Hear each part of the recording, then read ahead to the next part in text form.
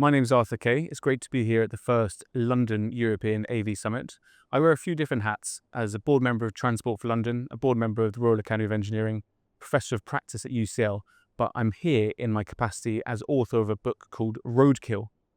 Unveiling the True Cost of Our Toxic Relationship with Cars. So the thing I found particularly interesting about the summit has been bringing together different parts of the industry and obviously different parts of the technology stack that's going to be delivering different automated technologies in cities around the world, including London. And so I guess there's a lot of risks and things to consider in terms of introducing AVs in a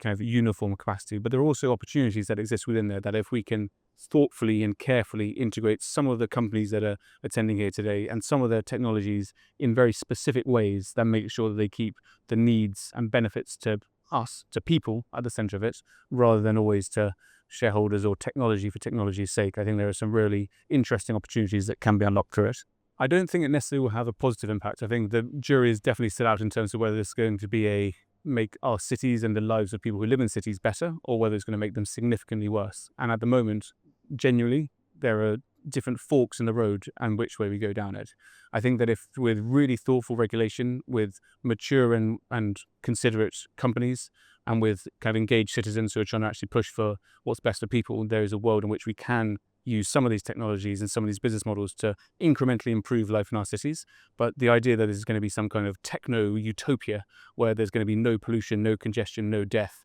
no anything bad happening is just simply not right. And there are a lot of people who are rightly, they're doing the job of their shareholders to go and sell that vision to London, to Londoners, to European governments. However, let's be very cautious and try and think a bit further ahead in terms of whether this is what we really want, and for governments and for mayors to decide if and how those technologies are integrated into their existing transport systems. The European AV Summit is a really good place to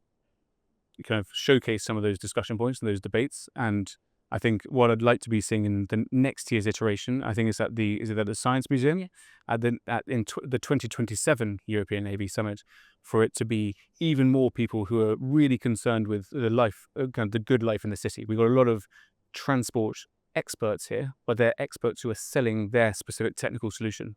There are also a lot of expertise in cities like London of people who are thinking about what makes the city an amazing place to live, whether it's how you can walk around the city, for example, how you can use many, many, many different modes of transport to get from A to B. We have the joy of a huge mobility diversity to be able to enjoy. And so